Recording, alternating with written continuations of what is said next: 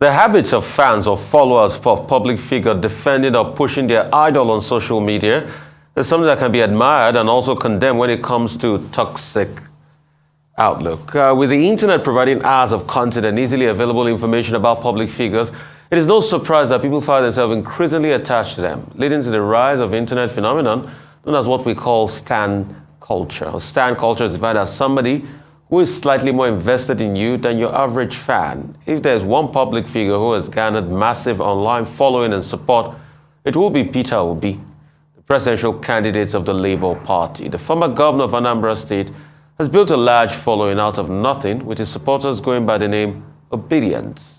However, members and supporters of other political parties have called out Obedience for online bullying and disregard for citizens who support other candidates running for office. But the trend of supporters pushing their preferred candidate to any level on social media is not new, as other parties have used the same platform to further their cause in the past. The question now is, why that of Obedience is different? So joining us now on the morning show as we discuss accusations that Obedience as social media bully is Felix S. Yusuf, member of the peterobi Central Coordinators. Welcome to the program. I mean, respond to all of this, about this online bullying talk and all of this and the accusations people give you, the Obedience, as regards this. And I hear the Obedience and the usefuls now, they're called. Thank you for having me, Mr. Rufai. Good morning, Dr. Abati. So this group of people that the oppositions in the media are making allegations against them that they are bullies, they are bullies and going against what other people are saying. They came on social media after Peter Obi declared to run for president. They came with the intention of having an elevated conversation. They came online to sell their candidate. They came online to have an issue-based conversation. Issue-based conversation in the area of education. ASU is on strike. Our GDP to debt ratio is not great at all. Insecurity, police brutality, human rights abuses. These are the issues that these people brought to bear to sell their candidates. But unfortunately, they were matched with a very pedestrian opposition, a pedestrian conversation from the opposition camp. Rather, they got to the point where the name they coined themselves, Obedience, was now ridiculed into words like obituaries, obi-end, to the point that they were all, to the point that they were gaslighted and lumped up to names like linking them to iPods and stuff like that. So this wasn't the expectation of these young people. They were expecting issue-based debate, issue-based discussion. But what they are meeting is totally different. So ever since then, this group of people, this Obedience, they've been on the defensive side. They've been on the defensive side, trying to tell these people that let's have a better conversation. Instead of telling me that my candidate will not win or my candidate has no structure. Okay, you're telling me my candidate has no structure, my candidate will not win. We are saying we are the people. We are considering election to be a people's project. We want to contribute our quota to see that we bring in a leader that can give us that economic and political future that we've been yearning for. Young people don't want to waste any year ahead. They don't want to waste any, because we can agree that okay, they've lost some years due to the management of the economy, of security by the current administration. So they are yearning for better. That is why they are coming with this kind of conversation, to have a better conversation, expecting people to bring up conversation that is talking about our socio-economic issues. You're saying is the other side that's trying to bully you. Yes, they've been on the offensive, and we have been on the defensive. Okay, let me ask you. Look, one of the things in politics is color, the excitement, the drama, and I will, readily admit that the Labour Party, the Obedient movement, has added a lot of color and momentum to the 2023 process, particularly with the phrase obediently useful. Yeah. I think that is very creative. But in the intro, you were told that, look, a lot of social media activity. Do you really believe that social media, is really where the voting will take place? Because yesterday I was citing the example of Kenya. A candidate there, the third candidate, George Wajakoya, in fact, he was organizing reggae concerts. He was talking about giving people marijuana. It was, just like this obedient movement in Nigeria, a lot of drama. But at the end of the day, he scored 0.4% of the votes, just a little above 60-something thousand votes out of over 14 million votes.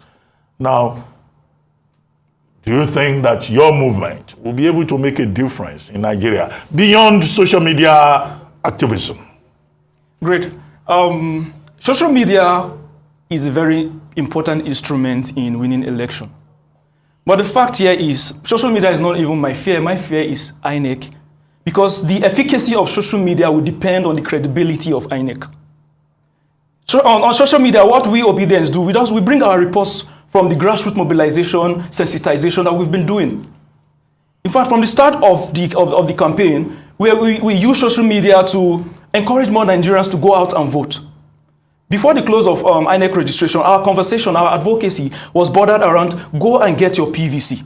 Right now, the registration is closed. People are trying to get the process to get PVCs ready is underway. We've taken the conversation from go and get your PVC to now ensure you collect your PVC. If you're able to register for new PVC, you're able to transfer your voters' information, you're able to apply for replacement successfully, you have the right to ensure that you pick up your PVC before on election day. Because ordinarily, INEC is supposed to close PVC registration 90 days before election. So right now, let's agree that, okay, they want to give some excuses like logistical issues, so the reason why they're closing it earlier than that. That means there will be no justification for, if at the end of the day, a registrant is not able to pick his PVCs. Okay, I'd like to extend this further. One of the things they say about this obedient movement and Peter Obi's prospect is, no structure. I'm sure you've heard that 1,000 times. So you are saying you are having local cell arrangements. What is that like? And recently, there was a talk about the 2 million man march in Kaduna. That Governor Nasir El-Rufai came out and said 2 million in Kaduna, and was asking questions, how is it going to be possible and all of that, and the tweets went up and there's been lots of reaction as regards it, and pretty much from the inference, a lot of people were saying that, you guys can get 2 million people in Kaduna. That's what the inference was saying. And we've had cases of people, even like Deji Adeyanju, betting $10,000 and saying, you're going to come distant third. What do you say to all? And he's put the money down already. Yes, I saw that from his tweet. Yeah. What do you say about all of this? So, there's a way the political machine works. The political machine tried to work on the people's psychology. So before now, the reading clean on social media is Peter Obi movement has no structure outside social media. We say, okay, no problem. No structure, we'll go ahead and vote. So we started identifying like minds. We started meeting. We used technology to mobilize ourselves. People started talking to each other, and this structure they're talking about, the structure is building already. So right now, they're no longer talking about no structure. Now they're looking for something else to dampen the morale of obedience. Okay, they say no structure, and every day when you go out there, it's easy for you to identify an obedience than any other political adherent. So the conversation is no longer no structure anymore, because they've seen that, you say there's no structure, now you can see the structure.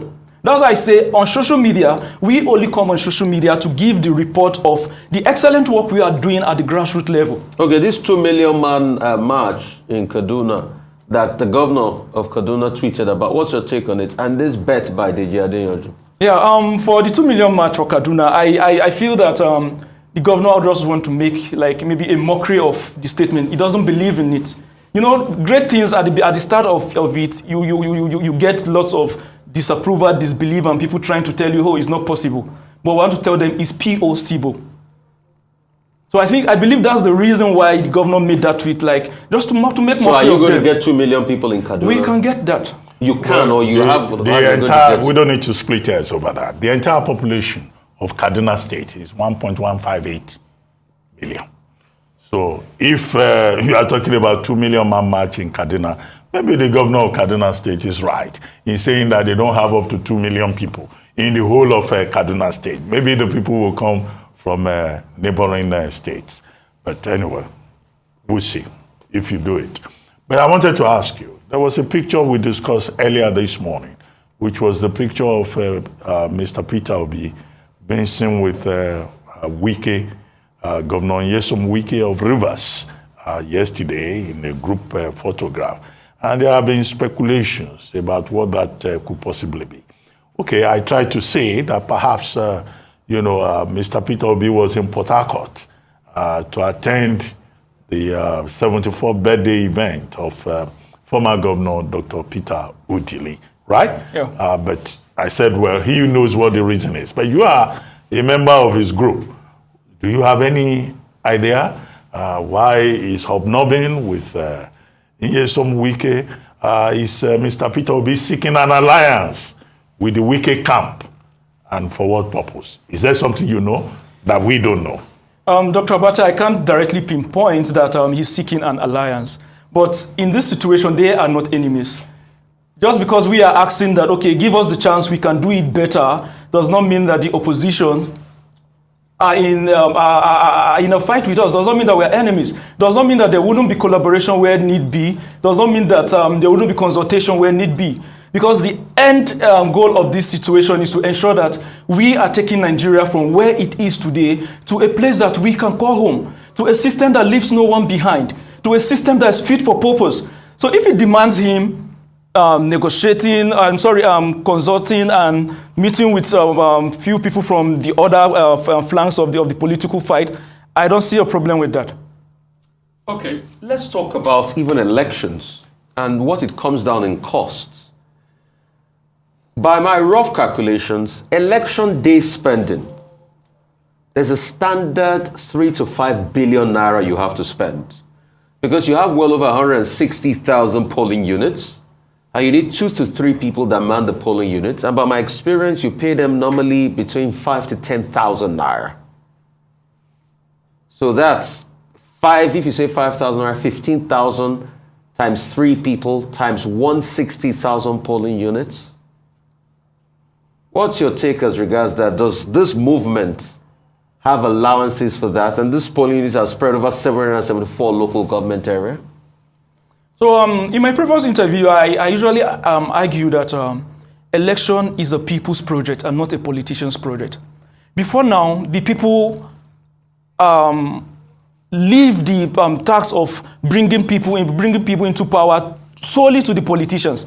They don't take part. They leave everything to be okay. Politicians should deal with that, and we just sit back and whatever is thrown at us, we survive it for the next 4 years or the next 8 years.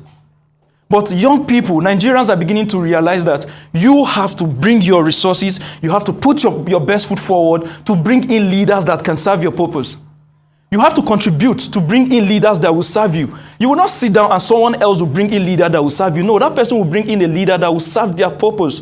Whether the system will end in a dysfunctional system or whatever system, they'll definitely have to be for their purpose. Who are those who are going to be the agents? Because when a lot of people make arguments about structure, the polling agents, for instance, in this over 160,000 polling units we have across the country, normally it's the local government councillors, the chairman and the likes, that would even make allowance and arrangement for those polling agents that I'm talking about. And that's why you see that's a major spend, and it comes down to that 5 billion. Yeah. But the argument by a lot of people is that you don't have those elected councillors, you don't have those people that will make that canvassing and even get things like polling agent, because all your votes in all the polling unit needs to be counted. So what's your take on that? Before now, there's usually this brag that most politicians say that, okay, so and so will deliver. I will deliver my polling unit, or I will deliver my state, or I will deliver my unit, or whatever. When you analyze that, it's obvious that these people have assumed that, okay, they can decide how people will come out and vote on that day. But right now, I don't think it's going to be feasible anymore. I don't think that any governor or maybe any councillor or any local government chairman will have that sole confidence of saying that, okay, I will deliver my unit, and expecting that these people that have faced misgovernance for 7 years plus and waiting for a system that can be better for them will just sit down and assume that, okay, my governor or my imam or my pastor or my local government chairman is saying, vote this person and I'll vote this person. Because they've seen what misgovernance can do. It leaves no one behind. It goes for everyone. Okay, no, the matter is like this. Let me define it. When Asiwaju Bola Ahmed Tinubu, the presidential candidate of the APC, went to campaign in Osun State, he said Labour Party, that they will labor till they die in vain. What he was referring to was the fact that, look, in Osun State, right, as it turned out, the Labour Party, yes, had a very articulate, candidate, but there was nobody on the ground. Your party had nobody in the House of Assembly, had nobody as local government chairman, had nobody, more or less in strategic places. On election day, those are the people who go out. People will go and vote, right? Sure. Naturally. If you have your voter's card, you go and vote. But those people, they need to be mobilized.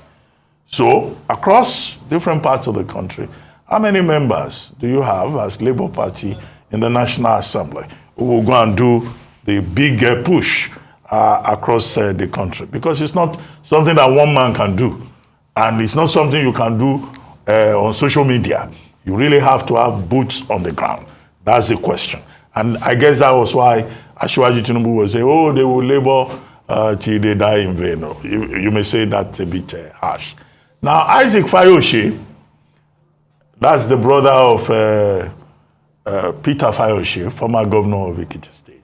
He has also just been quoted in the media saying that Peter Obi will need up to about 50 billion naira to even be able to push the needle in terms of getting close at all. Okay? And he says he doesn't think that Peter Obi has 50 billion naira to be able to put strong structure that will mobilize people in place. Does he have 50 billion naira, even if Isaac Fayoshe may be exaggerating to serve the purpose of his party? So the importance of money, the instrumentality of money in politics, in election, can never be underestimated. Money is very important in winning election. This amount of money that these people are really talking about, let's not forget that a part of it will go into vote buying. A part of it will go into, okay, paying, just like Mr. Rufai say, okay, getting people that will mount polling units and ensure that the people's votes are counted down till the end of an election day. But right now, we are having volunteers. Like myself, I'm a volunteer. I'm volunteering for a cause that will give me a better life. I don't need to be paid for it. I don't need to be paid for it. Because if I'm paid to do a particular task, an amount of money that will not save me a particular day, how will it save me in the next eight years? So young people will be volunteering. They will be taking this project. They will be taking ownership of this project. Definitely money will play a critical role. People will contribute money, contribute resources, bring their skills to bear. But the thing is, these actions that will be taken will be effective just as much as we think that having that very huge amount of money to compensate people, pay honorariums and other things will also be effective. People will be volunteering. Okay. So just to get the empirical fact right, this is a quote from a website, but the exact number of polling units in Nigeria is 176,974. And speaking of vote buy, we don't support vote buying, but I was talking to a candidate in the last governorship elections in Osun, and he said all political parties did vote buy, all of them. That even the small ones, the question is who paid more? That's the way Nigeria has become.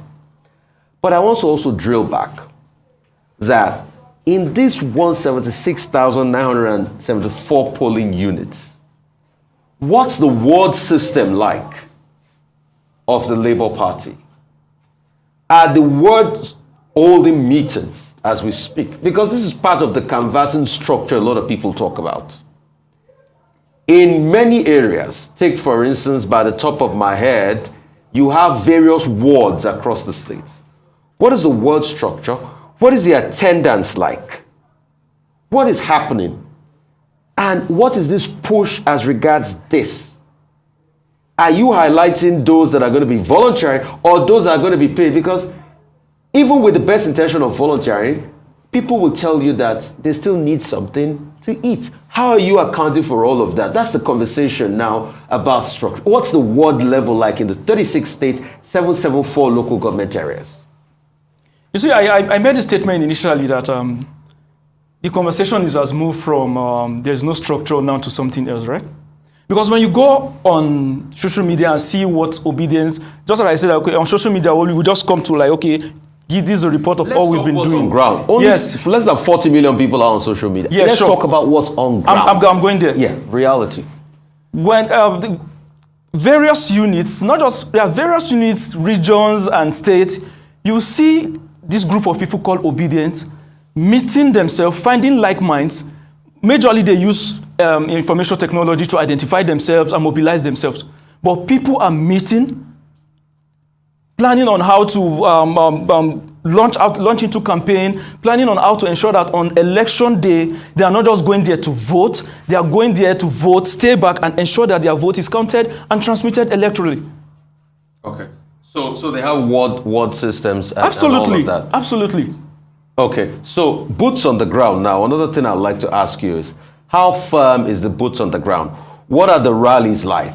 We talked about 2 million, Dr. Bati cited that 1.5 million people are in Kaduna, so we're talking about... Kaduna Metropolis. In Kaduna Metropolis. That's what it says. I see some people are reacting, they're saying the population of Kaduna State, but in Kaduna Metropolis, where you want to hold what's boots on the ground like? What are the rallies like? What are these, boots on the ground? Because majority of Nigerians want the things they can see. Sure. What is going on the ground? Sure. Just like the Kaduna rally, now it's not going to be just Kaduna City alone. There's also going to be a peace march in Zaria. Okay. There will be a peace march in Zaria. Other indigenes and indwellers of Kaduna that wouldn't be there at that moment, definitely they will join online. Okay, but what do you think of the fact that some other political parties and candidates have had to complain about the attitude of people called obedience? Because even as we are having this conversation, I see people quarreling, splitting hairs over population of Kaduna or Kaduna State and all of that. That's not the issue. The big issue is you'll be able to mobilize people. We discussed this yesterday, but let me go away from that. Mr. Peter Obi himself has had to caution these obediently useful people, attacking other people, taking on other people, saying that, look, people should be polite because he himself is not playing the politics of hate, of aggression. Why is that radical difference between his own temperament and the people who claim that they are supporting him? Don't you think that the attitude of the people who claim that they are obediently useful may well be damaging his brand?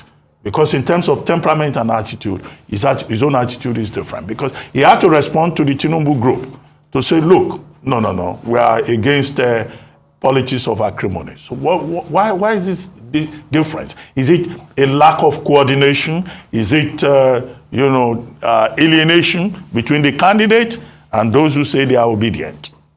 You are an insider. You should be able to tell us. You don't beat a child, and when the child cries, you say, oh, you're crying too loud. Just like I say, obedience has been on the defensive side. Because Peter Obi is peaceful, peace-loving, and trying to be diplomatic always, does not mean that he has the 100% control of the emotions of people who are telling you that my candidate can give us a better system, and you are coming back to call me obituaries, or you're coming back to tell me you have no structure, or you're coming back to tell me my candidate will not even get 2% of the vote. So obedience have been reacting to all these push and ridiculing words that they've been getting from the opposition camp. So it's just reacting. They've been reacting. Because when obedience react, they trigger obedience. And when they react to say, okay, or you think we will not get the 2 million, but you think my vote is useless, I'm ready to use my vote. I'm ready to waste my vote. I'm ready to vote in a structure, a system that I said is structureless, there's no structure. I'm ready to do it. I want to be proud of my vote. So when is this 2 million march taking place? And where are you importing people from? Since you say the people will not just come from Kaduna, they will come from everywhere. I'm sorry, Dr. but we are not importing. Okay. Yeah, when the governor says you are going to import people. Yeah, he has right to have that opinion, and that doesn't mean that we'll have to go with that. We're not importing. Thank you very much, Yusuf, for joining us. Thank you for having me. You even bear the name. You're a very useful man. Yes, I'm useful and obedient. Thank you for joining us.